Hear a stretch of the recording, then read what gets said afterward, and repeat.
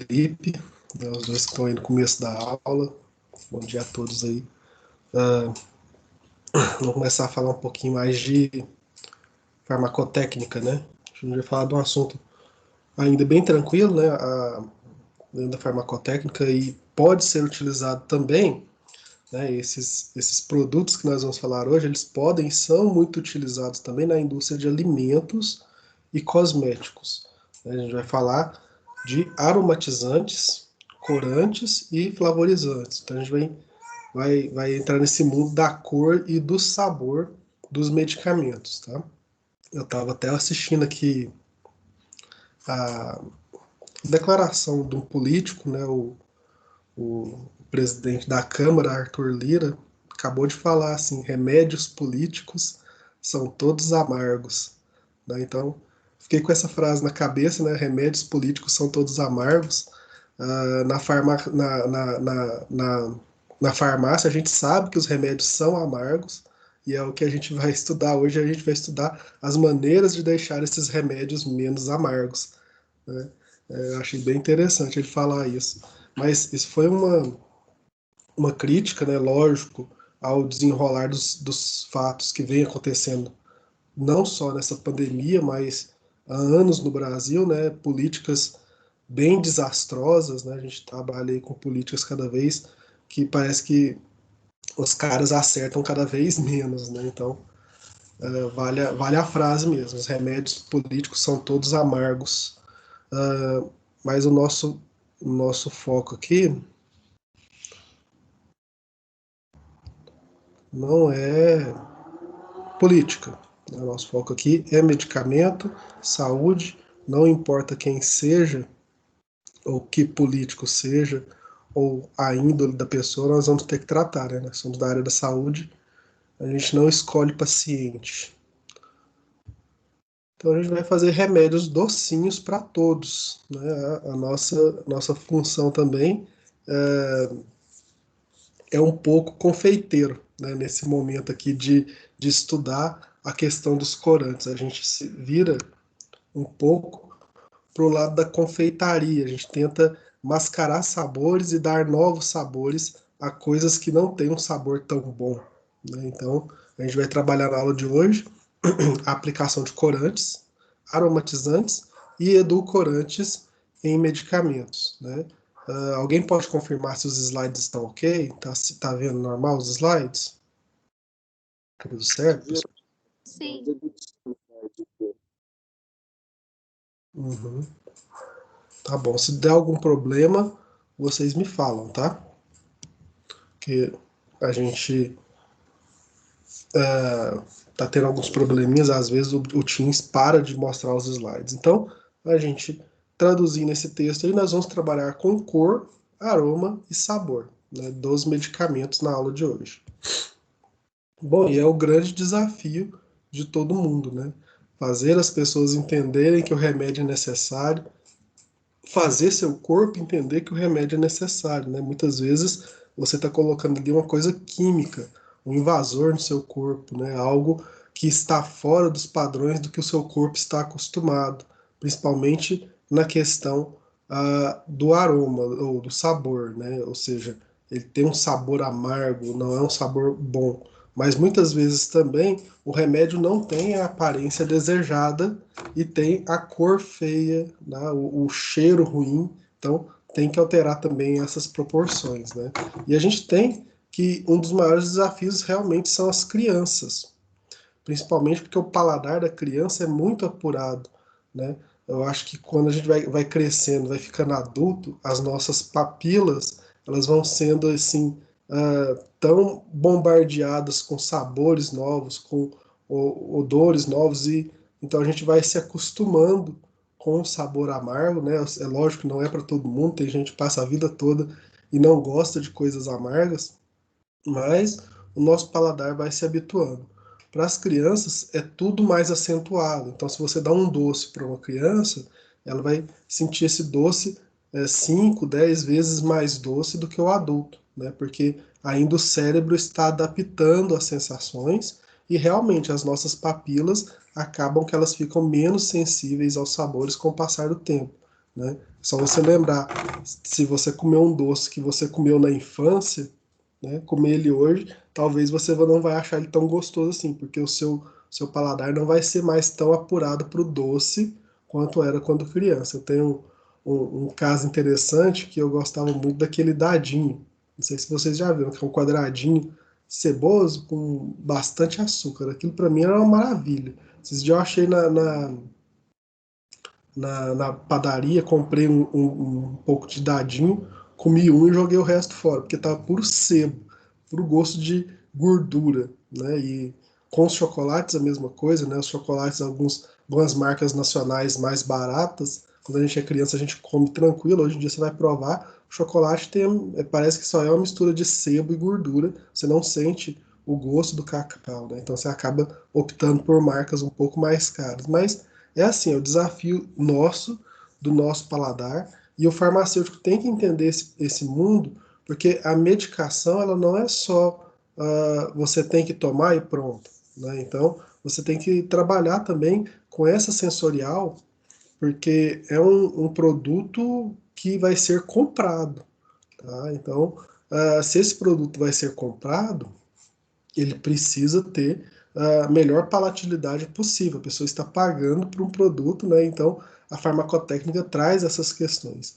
Lembro também de quando criança existia um xarope chamado Crio, eu acho que ele até saiu do mercado, não sei se vocês lembram ou tomaram quando criança, né? Um xarope muito forte, o amargo dele era muito forte e tinha que tomar aquilo e minha mãe obrigava a gente a tomar aquele xarope e era horrível, né? Além de outras coisas, como biotônico Fontoura, com emulsão Scott, né? Eram as misturas que tinham aí nos anos 90, nos anos 80, para as crianças tomarem. Bom, o que, que é então flavorizante? Essa palavra deriva do inglês flavor, né? Que significa aí sabor e aroma. Então aí surgiu uma palavra flavorizante que vai designar substâncias que são utilizadas como aditivos químicos pela indústria de alimentos e de aromas, com a finalidade de conferir ou intensificar o aroma e o sabor de determinados alimentos, perfumes e outros produtos. Então isso é um flavorizante, tá? Ele vai dar sabor e aroma. Flavorizante aí na imagem de morango, né? Então ele vai tentar imitar o cheiro e o gosto do morango, né? E aí a gente compra o morango na feira, né? Come o morango e fala assim, uai, mas esse negócio não tem aquele cheiro e o sabor artificial. O nosso cérebro vai se acostumando também com os flavorizantes químicos e ele procura na fruta natural aquele cheiro, aquele sabor que a gente tá acostumado a dar para ele, né? Do sorvete de morango ou do bolo de morango, da gelatina de morango, né? E o cérebro vai acostumando com aquilo. Na hora que você come o morango, você fala assim, parece que o morango não é tão morango quanto os flavorizantes químicos, né? Você dá uma pancada no seu cérebro com flavorizante químico, depois você quer que ele reconheça o sabor original da fruta. O nosso cérebro ele faz conexões com as questões do sabor e do aroma, né? Uh, e isso são questões muitas vezes emocionais, né? E cada pessoa tem a sua própria relação com sabores e aromas. Não dá para falar que para mim um sabor é bom e vai ser bom para todo mundo. Essas conexões não são tão simples assim. Então você cria sabores e aromas tentando imitar os produtos naturais, mas nem todas as pessoas vão se adaptar a esses sabores e aromas porque a química vai entrar no corpo de um indivíduo que foi totalmente diferente, foi criado diferente, foi sensibilizado diferente, as suas ligações nervosas e a sua comunicação com o cérebro é diferente de outras pessoas, então cada pessoa tem o seu próprio equilíbrio químico e orgânico, respostas mais rápidas, respostas mais lentas. Então a gente tenta criar assim algo que vai agradar a maioria, mas nunca dá para agradar todo mundo, né? Aquela frase antiga, não tem como agradar todo mundo. Bom, nos produtos naturais, né, como as frutas, o aroma e o sabor é resultado de centenas de compostos químicos diferentes. Por exemplo, o sabor natural do morango é uma mistura formada por mais de 100 substâncias que estão ali no morango. O odor das frutas natural, das flores e outros produtos naturais é dado por centenas de substâncias voláteis. Então, se você morde um morango, ali você está mordendo toda a estrutura química das células do morango, né, da composição ali celular do morango, que dá aquele sabor único para aquela fruta, tá? Até porque por isso tem diferenças de sazonalidades dependendo da terra onde o morango foi plantado, ou qualquer fruta, né? Dependendo da quantidade de água que esse morango recebeu, da quantidade de chuva, da quantidade de calor seco, né? Das condições de estresse que esse morango cresceu, ele vai ter um sabor melhor, pior, dependendo também de quem come, né? Então, o sabor da fruta, ele é muito alterável, dependendo das condições que a fruta foi cultivada. Já não, os químicos são diferentes. Vamos ver como é que são os químicos. Nos industrializados, o sabor e o aroma pode ser conferido por meio desses extratos naturais, extraídos de flores, plantas e frutos, porém, na maioria dos casos, é mais compensativo, no sentido econômico, usar os flavorizantes que são produzidos artificialmente. Então, a indústria ela pode ir lá na fruta, né, na plantação, e tirar esses extratos naturais. Tá? Mas não compensa. Né? Não compensa muito você querer extrair o gosto do morango do próprio morango. Né? Acho que nunca você vai encontrar isso 100% na indústria. O que fazem é o seguinte, você coloca um pouco de morango natural, por exemplo, você pega aquele suco de caixinha ou aqueles néctar, aí você vai colocar ali parte daquele produto é o morango in natura, parte dele é água, parte dele é açúcar e uma pequena parte ali de flavorizante industrial para você balancear o sabor do morango. Né? Você mistura com o sabor original para dar uma aumentada. Porque se você deixa só o morango, a pessoa vai comprar o suco e vai falar assim, esse negócio aqui não tem gosto, né? Não tem morango nesse trem, o pessoal está mentindo. Tá? E aí, geralmente, eles colocam no rótulo dos alimentos aroma, flavorizante artificial com sabor natural de morango, algo assim. Tá? Mas para fazer isso, a gente precisa de química. Tá? Então, o sabor e o cheiro do morango que são dados a sorvete, bala, doce, cobertura e até medicamentos, né, e outros, por meio da essência artificial de ananás, que é preparada apenas com a mistura de 6 compostos. Ou seja, a composição química de 100 compostos do morango foi reduzida aqui para 6 compostos. E ainda pode se utilizar do flavor de morango. Também pode ser obtido apenas com um flavorizante, o butanoato de butila. Né? Uma estrutura química só engana as papilas da sua língua e te dá aí o sabor de morango, que é o butanoato de butila. Então você pode colocar isso também na formulação, que é o que geralmente acontece com os medicamentos. Né? Você não vai fazer um xarope sabor morango e colocar produto natural misturado com xarope medicamentoso. Né? Você ali, se você coloca um produto natural, você vai ter que reduzir a validade, você vai ter que ter um processo de desgaste, de toda vez você ter que ter uma safra diferente, o produto vai sair com sabor diferente. Você põe logo butanoato de butila, acabou, ali vai ter o mesmo gosto de morango toda vez que você fabricar um lote diferente. Né? Então, para medicação, não tem jeito de você trabalhar com as coisas assim in natura. Tá? Tem jeito? Tem, mas não é compensativo. E aí a gente tem a letra F, que aparece em algumas embalagens, tá? Seguida de um algoritmo romano, que indica que foi adicionado um flavorizante ao produto, seguindo as especificações abaixo. Né? A F1 são essências naturais, F2 são essências artificiais, F3 extrato vegetal aromático e F4 flavorizante quimicamente definido. Então, isso daqui é mais uma definição para alimentos, tá, pessoal? Você pode ter essas diferenças nas medicações, na maior parte das medicações utiliza-se a F2, essências artificiais. Ficou aqui em cima, deixa eu ver se eu... Ah, tá aqui.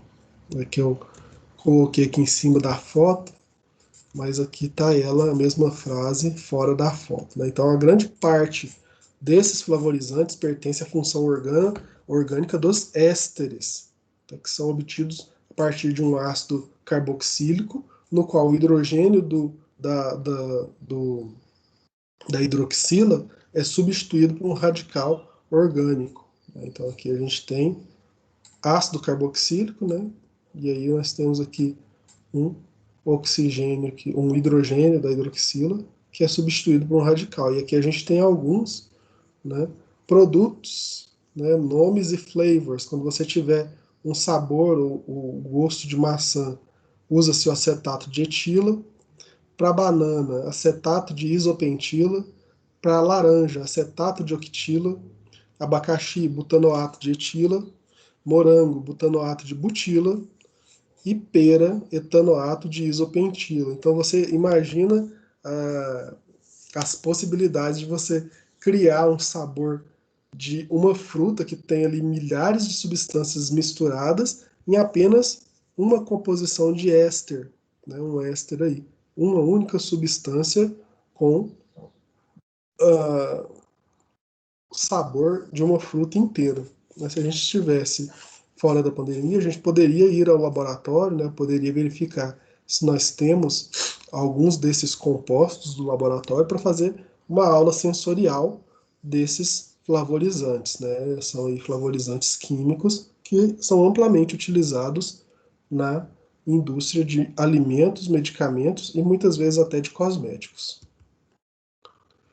Bom, qual que é a função então da gente utilizar corretivos de cor, aroma e sabor na fórmula magistral? Primeiro, tornar ela mais atraente, tá? Para ela ficar mais bonita, para ela ficar mais visível, né? Ter uma maior adesão ao tratamento, né? Você trabalha aqui com a farmacoterapia e a adesão à farmacoterapia, se o farmacêutico é o profissional que vai ajudar as pessoas a ter uma adesão ao medicamento, ao que foi prescrito pelo médico, é função nossa também facilitar o uso desses medicamentos, né, deixar eles mais palatáveis. Tá? Para crianças, idosos e pacientes especiais, para idosos também, às vezes é muito difícil, porque a pessoa já está numa situação, né, quando a gente fala de um idoso assim já bem deficiente ou que já depende muito da família, é uma pessoa que fica o dia inteiro, às vezes, sem uma grande possibilidade de locomoção, sem muita opção de escolhas, né? A pessoa fica ali dependente da família e ainda ter que tomar uma medicação ruim todos os dias é complicado, né? Às vezes o idoso reluta, ele coça a medicação, ele não quer, né? Porque a pessoa passa a vida inteira tendo total controle do seu corpo, né? E aí chega numa idade e que todo mundo quer controlar aquela pessoa. O idoso, ele às vezes se revolta com isso, né? Tem que pensar que é uma pessoa que já viveu bastante e que teve a sua independência tirada. Então a gente tem que também trabalhar com essas medicações pensando nos idosos, não só nas crianças e pacientes especiais também, né? Pacientes com deficiência mental que não entendem que aquilo é uma medicação, muito melhor você aplicar uma medicação que é baseada num docinho ou em algo que vai agradar aquele paciente. Além disso, nós temos o diferencial magistral, tá? Aí você vai para a farmácia magistral, cada uma prepara da sua maneira, cada uma tem a sua farmacotécnica própria de preparar as medicações. E aí você fica assim, nossa, naquela farmácia em específico, eles trabalham bem, eles têm ali um sabor diferente, ou eles conseguem deixar a medicação mais agradável, e aí você fideliza o cliente, fideliza o paciente com as suas formulações. Então é bem interessante também como diferencial magistral para aqueles que vão para a área magistral. Quando você vai para a área industrial, você tem acesso a uma farmacotécnica que pode alterar aí uma medicação que vai render mais milhões e milhões de reais para a indústria, né, também é interessante. Você tem concorrentes no mercado e aí você quer criar uma fórmula que melhore o aroma, o sabor daquela formulação, e enquanto seus concorrentes estão produzindo a medicação aí padronizada com sabor amargo e ruim. Então você pode fazer esse diferencial magistral também para a indústria. Bom, flavorizantes então são excipientes que apresentam propriedades organolépticas de odor e sabor potentes, destinados a melhorar a palatabilidade. Nossa, palavra difícil, vamos repetir aqui. Palatabilidade, ou seja, melhorar as condições do paladar das preparações farmacêuticas, né? Então, isso são os flavorizantes. Né? A gente tem na língua alguns receptores de sabores, tá? E aí são proteínas situadas na superfície das papilas gustativas, tá? E proteínas aí que se renovam, tá? Então elas dependendo da quantidade de ácido que você põe na boca, ou se você escova o dente com uma substância muito forte, né? Tem gente que usa aqueles enxaguatórios bucais que é puro álcool, você destrói um pouco dessas proteínas, você perde por alguns instantes a possibilidade do paladar. Né? E ele está tendo aí o coronavírus que está tirando esse paladar por algum tempo, age diretamente aí, nessas proteínas que estão na superfície das papilas gustativas. E aí a gente tem as porções da língua, né? Eu acho que vocês já viram isso em algum lugar. Sempre quando nós somos pequenos e curiosos, a gente quer entender como é que a língua funciona, né? A gente sabe que o doce está bem na pontinha da língua, né? Que o sabor doce é o primeiro sabor que a língua sente. Acho que foi feito estrategicamente para a gente colocar só a pontinha ali no negócio e saber se é doce ou não. Se não for doce, a gente cospe. O salgado também, além da ponta, a gente tem as laterais da língua, né, que observam o sabor salgado. O sabor ácido está nas duas laterais também.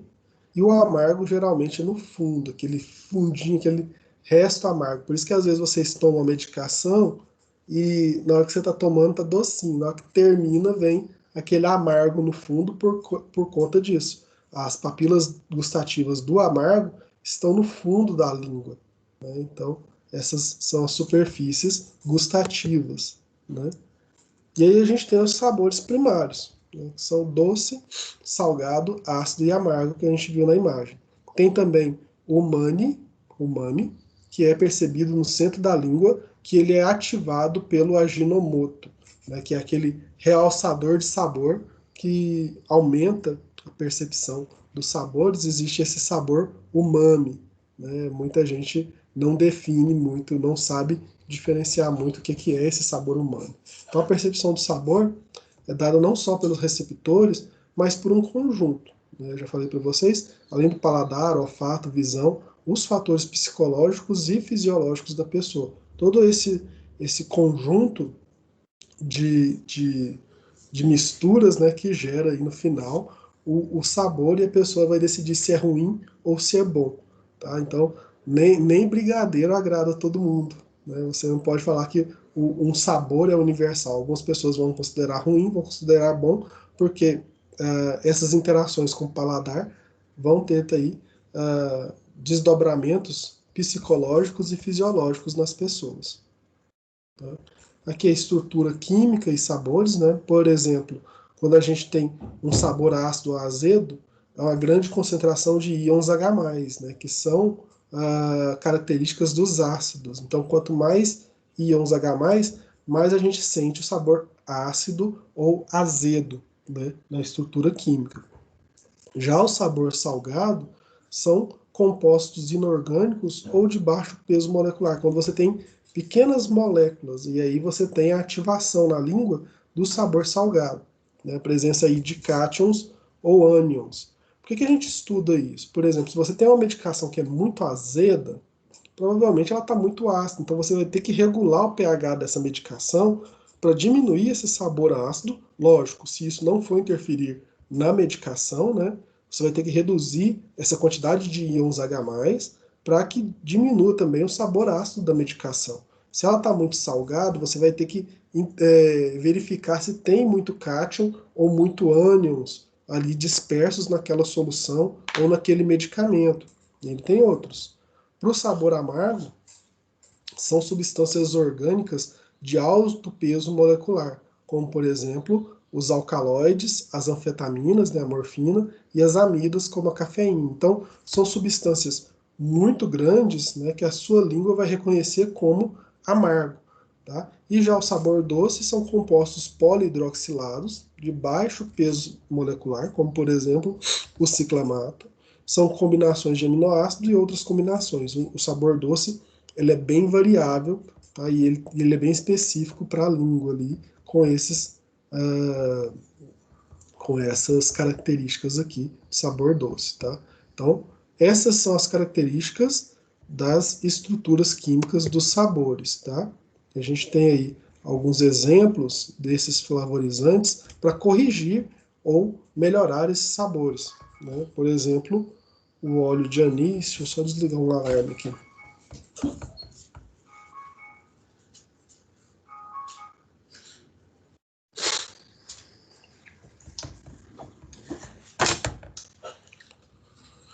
A gente pode utilizar, por exemplo, o óleo de anis para corrigir o amargo em preparações oleosas. O óleo essencial de canela para preparações oleosas, né, correção do salgado e do amargo. A gente pode corrigir com a canela.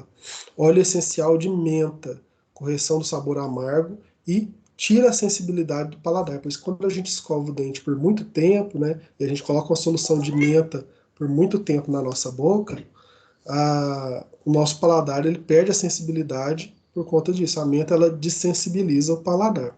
E aí você pode utilizar isso como um fator para utilizar na medicação. Você coloca a essência de menta, que ela vai tirar a sensibilidade do paladar, e aí a pessoa não vai sentir o amargo do medicamento. Temos aí o salicilato de metila também, ele pode ser usado no máximo 500 microgramas por quilo por dia, e esse salicilato de metila é bastante utilizado nas pastilhas, aquelas pastilhas para garganta, e também em medicações que vão o óleo de fígado de bacalhau, como a emulsão Scott. Né? A gente não fala muito de marca aqui, mas para vocês entenderem que aquela emulsão Scott ela ainda foi pensada para ter o melhor gosto possível e é colocado ali o salicilato de metila para reduzir o gosto ruim da medicação. Temos também o maltol, esse ele vai evidenciar o sabor doce, similar ao de morango ou de abacaxi, ou seja, ele melhora e aumenta o sabor dessas frutas, né, que estiverem ali em alguma concentração mais baixa.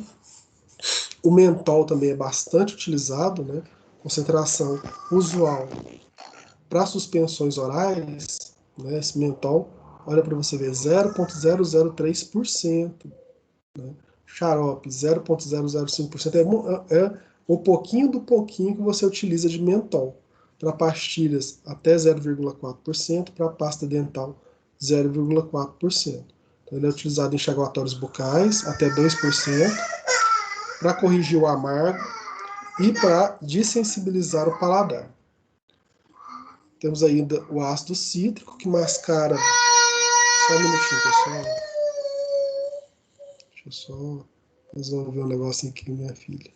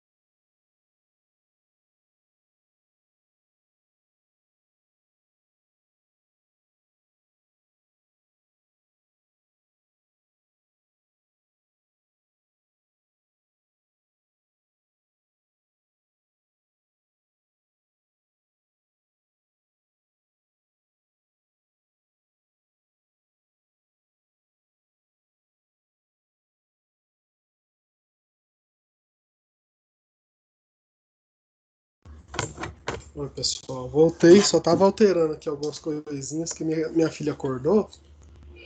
Aí eu tava na sala, o apartamento é pequeno, né? Agora eu tô no quarto. Você pode ver aí que alterou o fundo que a gente tava vendo. Ah, mas tudo bem, continua aqui. Vamos lá terminar, vamos continuar a nossa aula. Tá? Então a gente está falando aqui do ácido cítrico. O ácido cítrico é muito utilizado, né? Mascara o sabor amargo, evidencia o sabor, é muito utilizado para deixar as coisas mais azedinhas, né? Porque é um ácido.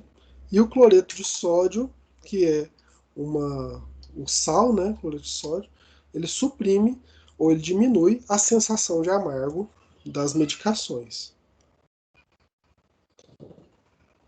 Alguns edulcorantes, agora a gente vai falar de flavorizante, a gente fala de edulcorantes. Edulcorantes são aquelas substâncias que vão dar um sabor doce às preparações, por exemplo, sacarina e o ciclamato, e aí a gente pergunta mais da toxicidade desses produtos, né? Quando a gente fala de edulcorante, sempre tem a questão dele ser tóxico ou não, então são utilizados em poucas quantidades, tá? E nem todas as pessoas se dão bem aos edulcorantes. Eu, por exemplo, não existe um desses daí que eu consigo tomar com tranquilidade. Falar assim, um cafezinho com adoçante, se eu colocar na boca, já vem a ânsia de vômito. Ele não funciona comigo, né? Tem algumas pessoas que têm essa restrição a edulcorantes que são bem sensíveis e acabam que não conseguem utilizar edulcorante de maneira nenhuma. O aspartame mesmo, ele não desce, não tem como, né? É horrível. A sucralose, além do preço, também não funciona bem, é horrível a sucralose, ele tem um preço bem amargo. Temos aí do xilitol, a glicerina, o manitol e o sorbitol, que são edulcorantes mais comuns utilizados aí nas medicações.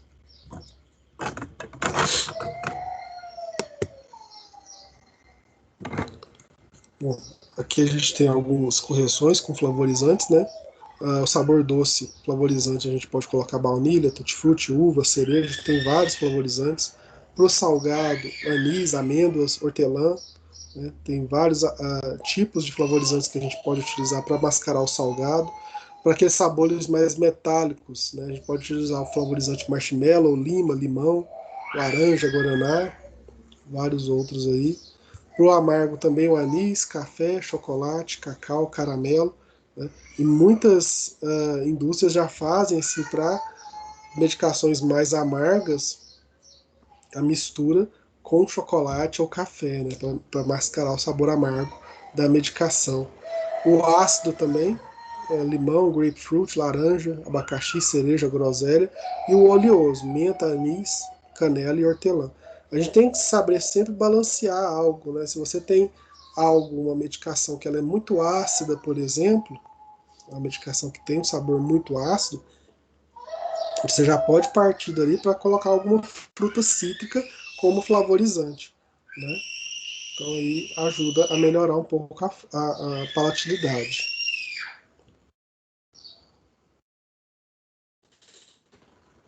Bom, aqui alguns métodos de flavorização, né? Ah, isso daqui, quando você não quer utilizar algum tipo de produto químico ou quer diminuir a utilização dos produtos químicos, você pode utilizar métodos físicos, tá? Que vai diminuir o contato físico da medicação com as papilas gustativas.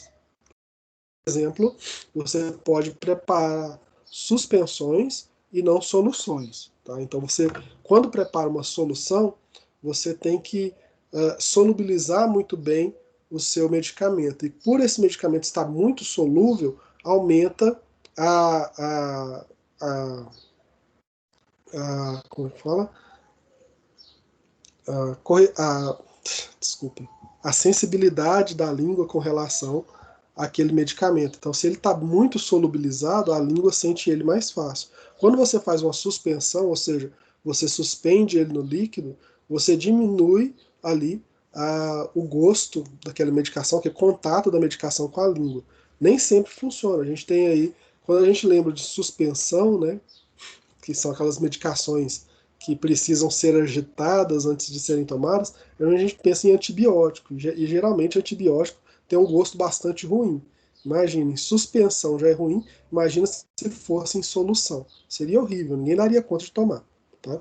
Nós podemos fazer uma emulsificação de óleos. Então, se você tem uma medicação que é oleosa, você pode fazer dela uma emulsão, transformar isso, né, numa mistura com água e um tensoativo, fazer ali uma emulsão, né, um emulsificante, e aí vira tipo um creme. Né, e esse creme ele é mais palatável do que você tomar o óleo. Tá? Nós podemos colocar também a efervescência. A efervescência ela solta aquelas bolinhas, né, na medicação, ajuda a dissolver e ajuda a mascarar o gosto. A efervescência mascara tanto o gosto que ela é utilizada nos alimentos para serem feitos os refrigerantes. Né? Refrigerante nada mais é do que um produto efervescente. Quando você coloca na língua, tá, as bolinhas de gás mascaram o sabor do refrigerante.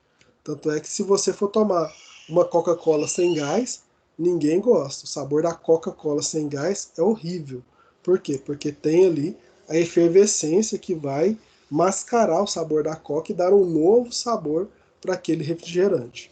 Tá? Então, é uma forma física de diminuir o contato com a língua. Tá?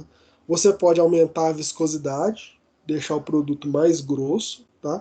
Só que aí você tem um problema, porque ele não vai ter tanto contato com a língua, mas vai passar de forma mais lenta. Você pode ter certeza que ele vai grudar por mais tempo na boca e pode ser que isso cause um certo desconforto. Então você tem que não criar um produto tão viscoso nem tão líquido. Né? Você tem que ter aí um balanceamento de viscosidade com aquele produto. Você pode também colocar produtos em lipossomas e microencapsulados. A gente tem essas possibilidades também das microencapsulações, onde o produto vai ser liberado no estômago ou no intestino, conforme aí o requerimento da medicação. Né? Outros métodos químicos, você pode alterar a molécula, por exemplo, o benzoato de metronidazol é menos amargo que o metronidazol base. Então você altera a molécula, não altera o efeito e muda o sabor da medicação. Você pode fazer a dissorção ou complexação do fármaco em determinado substrato também, né, um método químico aí para você fazer a melhoria do sabor.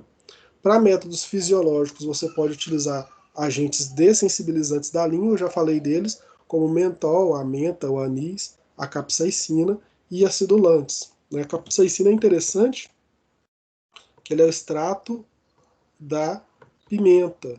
Né? Então ele é extraído da pimenta, a parte que mais arde da pimenta é a capsaicina. Tá? Então quando você coloca na língua, o ardor é tanto que suas papilas simplesmente ignoram os outros sabores, tá? E aí você consegue, às vezes, fazer um trabalho ali de dessensibilização da língua com a capsaicina. Aqui a gente tem algumas concentrações usuais de edulcorantes, né? Sacarose até 85% de concentração, é solúvel em água e álcool. Sorbitol até 70%, solúvel em água. Manitol até 7% solúvel em água, álcool e glicerina. Temos aí a sacarina sódica, que pode ser usada até 0,6. A sacarina sódica ela é muito doce, se você colocar um pouquinho dela, você já tem uma percepção de doce muito grande e ela é solúvel em água. O aspartame, né, concentração de até 0,5%, solúvel em água também.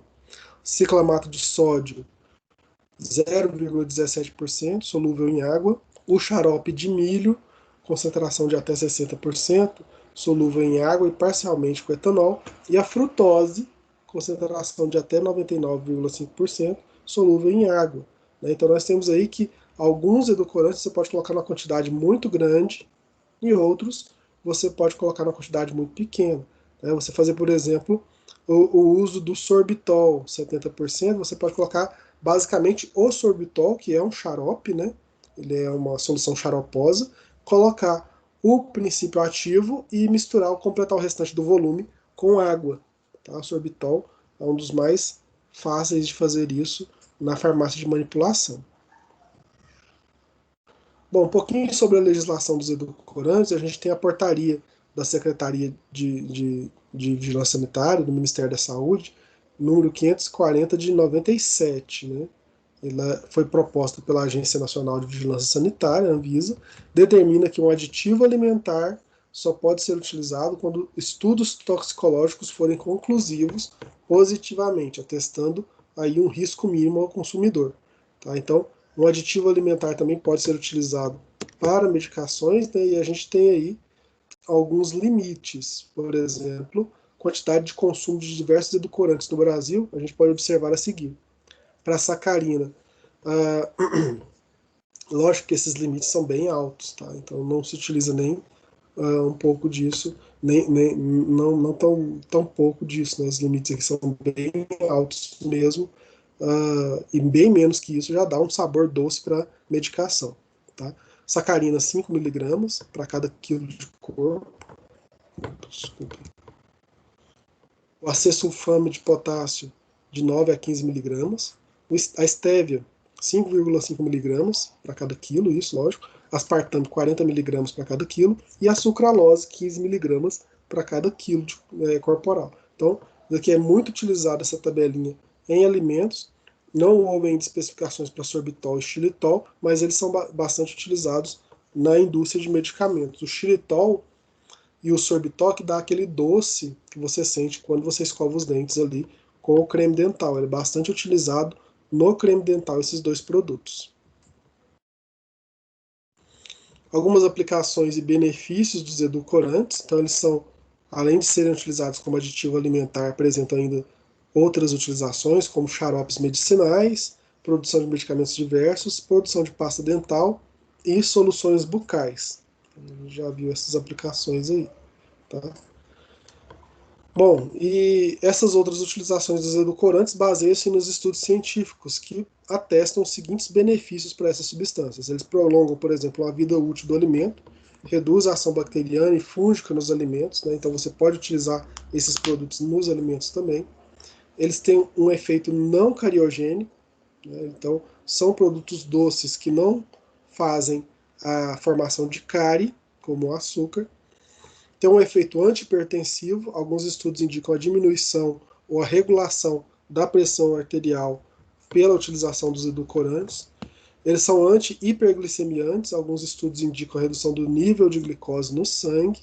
Tem ação anti-inflamatória, alguns, e ação imunomoduladora. Alguns estudos também indicam que o aumento da produção de anticorpos está correlacionada com o uso de edulcorantes. Lógico que quando as indústrias querem, né, utilizar certo produto, estudos benéficos surgem, né? Então a gente tem que sempre tomar cuidado com a questão desses benefícios, saber ir a fundo, se você quer realmente saber se o edulcorante que você usa faz bem ou faz mal, busque a fundo esses estudos. Os malefícios, a gente tem alguns estudos também que provam alguns malefícios dos edulcorantes. O uso crônico ou em doses acima das especificadas pela legislação, segundo alguns estudos científicos, pode causar os seguintes problemas. Esses não são associados a todos os edulcorantes, então alguns podem causar doença renal, câncer de bexiga, reações alérgicas, outros tipos de câncer e também estão associados a Alzheimer e Parkinson.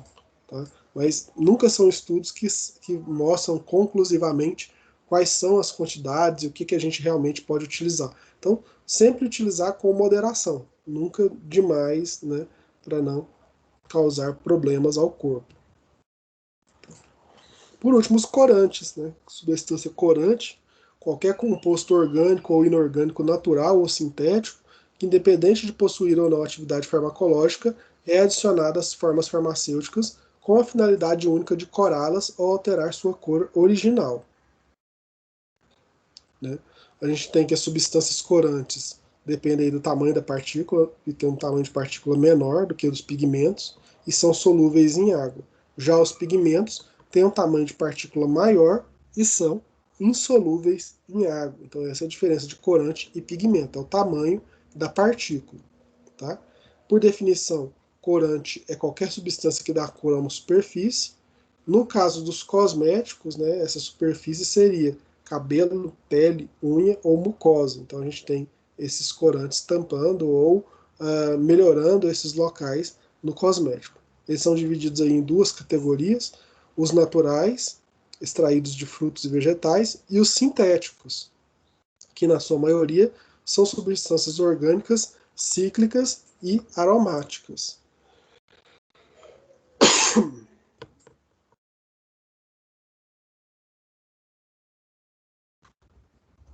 Os pigmentos são corantes insolúveis, geralmente se apresentam na forma de pó. Os pigmentos têm vantagem de ter um maior poder de cobertura e podem ser divididos em inorgânicos, como por exemplo os óxidos de ferro, cromo e cobre, metais em pó, o próprio ferro em pó é um pigmento, cromatos de chumbo e ferrocianetos e orgânicos, por exemplo, melanina, caroteno e lacas. Então, quando a gente fala de pigmentos, geralmente são produtos inorgânicos. Corantes são produtos orgânicos aromáticos cíclicos. Tá? Na indústria cosmética, o uso dos pigmentos pode ser dividido em 4 categorias, que são os pigmentos convencionais, os perolados, os de mica não perolados e os pigmentos fillers, que são os preenchedores. Tá? Os convencionais têm visualmente alta opacidade, pouca dispersibilidade. Quanto menor a partícula, mais trabalhoso e mais caro será o processo para se ter um melhor resultado visual do cosmético. Para os perolados, são sintéticos, são usados em cosméticos há muitos anos, são usados em produtos para banho, shampoo, criando aquele efeito perolado agradável, né, também usados para corrigir imperfeições da pele. Os corantes, os pigmentos perolados, que dão aquela cor de pérola para os shampoos e condicionadores. Os de mica não perolados utilizam-se do mesmo processo dos perolados, porém com o uso de outros compostos inorgânicos, são capazes aí de gerar uma nova padrão ou paleta de cores para você trabalhar com esses pigmentos. Tá? E os fillers não são utilizados para obter cor ou brilho, mas para melhorar a sensação de toque dos cosméticos. Então, o filler dá aquele toque seco ao produto, né? Deixa o produto aí mais suave para se passar na pele. Algumas recomendações com relação aos corantes.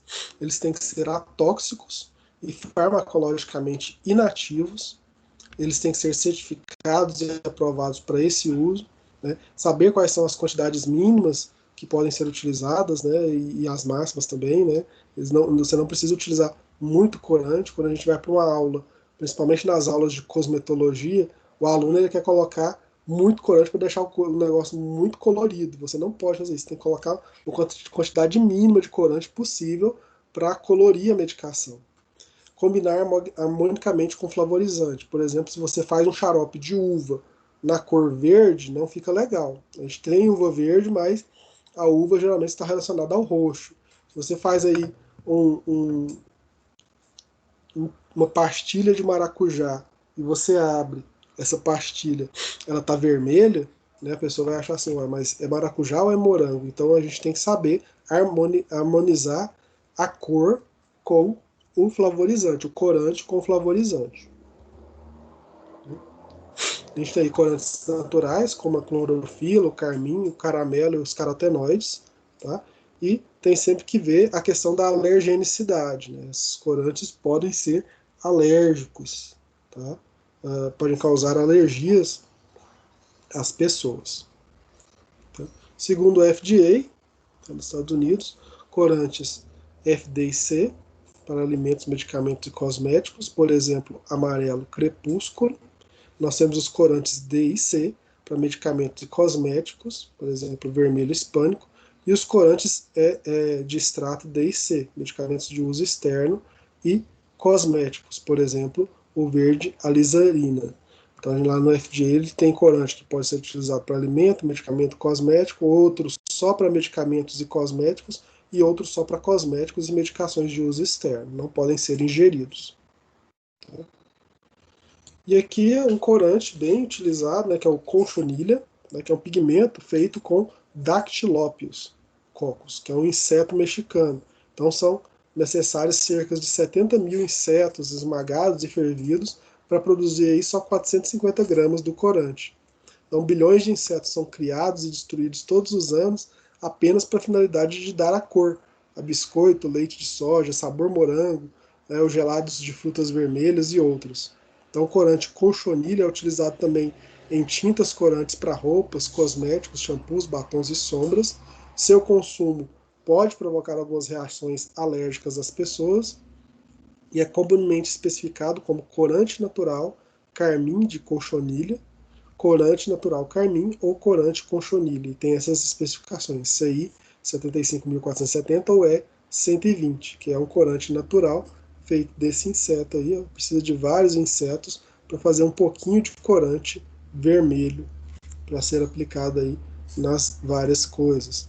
Bom, pessoal, sobre corante, flavorizante e aromatizante era isso. Né? Obrigado, né? Agradeço a todos a presença. Tá? E agora vamos para as dúvidas. Alguém tem alguma dúvida, alguma colocação? Tudo certo? Tudo tranquilo ou precisam de alguma resposta?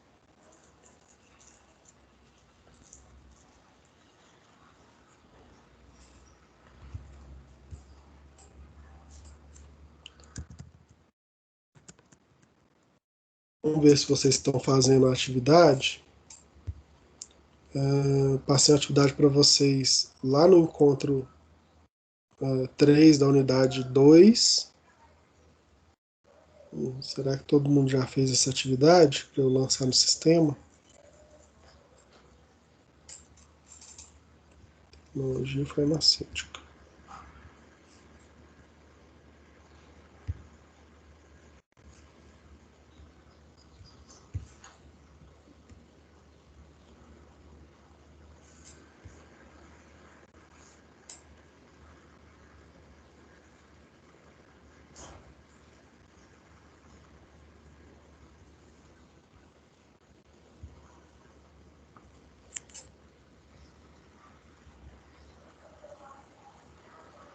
Professor, Pessoal, oi. eu tava com um Eu problema no Ava. Eu fui resolver ela desde ontem.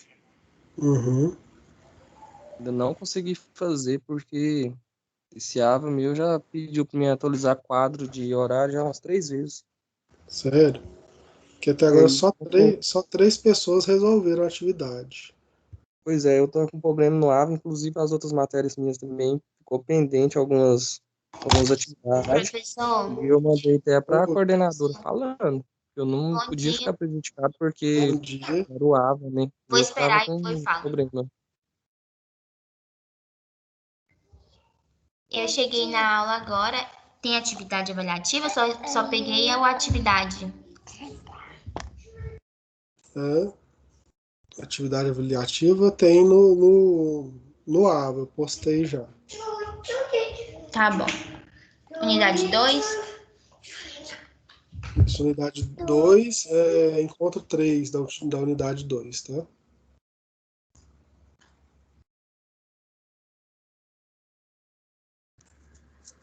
Natália Dantas e Mariana de Oliveira. A Natália respondeu 2 vezes e Mariana uma.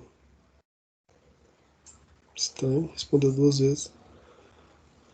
Então, deixa eu passar aqui para vocês. Vocês têm acesso aí ao chat. Em cima mostrar a conversa. Eu mando o link da atividade por aqui também. Deixa eu ver se eu consigo fazer isso. Deixa eu aqui uma nova mensagem.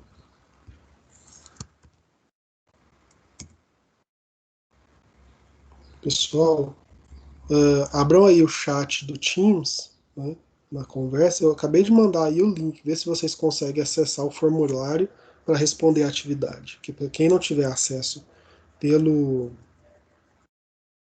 pelo AVA, né, pode fazer por aí, tá bom? Professor, é para responder hoje? É para hoje? Não, não. Até semana que vem, na última semana antes da prova. Né? Consegui abrir o link aqui pelo chat, deu certo. Se quiser Aonde mandar, que fica o chat? Tô conseguindo achar. é um balãozinho que tem aí em cima do Teams, né?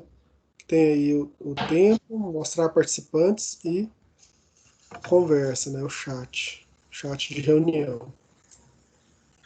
Deve ser Professor, a porque eu tô prova no está celular. marcada para que dia? Oi? Até no domingo de Páscoa você pode fazer.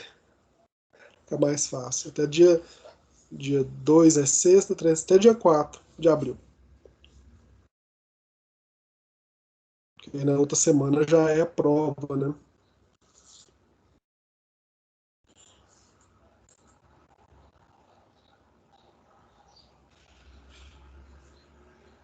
Consegui achar aí o chat.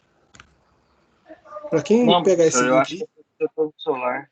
Aí não tá dando certo. quem puder pegar esse link aí também e postar no WhatsApp da turma, tá? Também já facilita para o pessoal. Pode postar lá, falar que é atividade de tecnologia farmacêutica 1 que precisa ser resolvida, né? Quem não tiver acesso ao AVA pode acessar por esse link também, tá bom?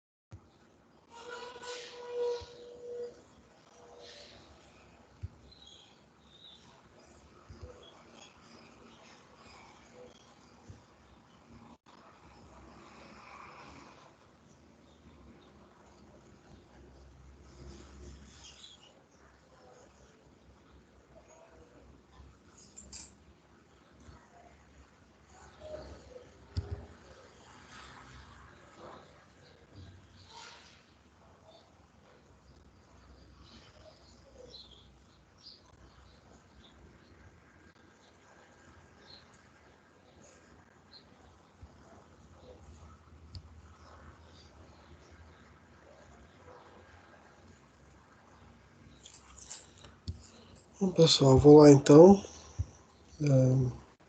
Tenha aí todos um bom dia, tá? Precisando, podem entrar em contato comigo, caso precisem de alguma coisa. Terminar a gravação aqui.